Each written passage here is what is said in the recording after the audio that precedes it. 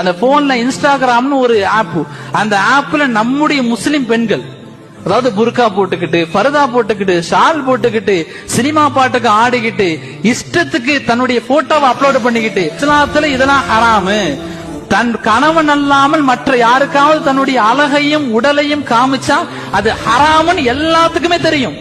தெரிஞ்சும் அவங்க என்ன செய்றாங்க?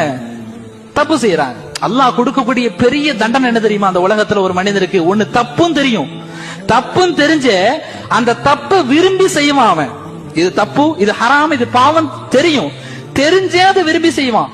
இது அல்லாஹ் ஒரு மனிதருக்கு கொடுக்கக்கூடிய மிகப்பெரிய தண்டனை இந்த உலகத்துல. அதனுடைய விளைவு எப்ப தெரியாது, நாளை மறுமையிலையும் கபர்லையும் தான் தெரியும். இன்னைக்கு வீடியோஸ் போடுறாங்க, எத்தனை நாள் போட முடியும்? மௌத்தாயிட்டா கபருக்கு எது வரும்?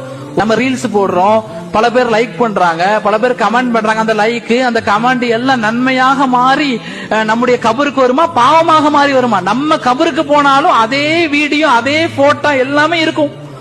நாளை கபூர்ல அதாபுகள் குறையாது, கூடிக்கிட்டே தான் இருக்கும்.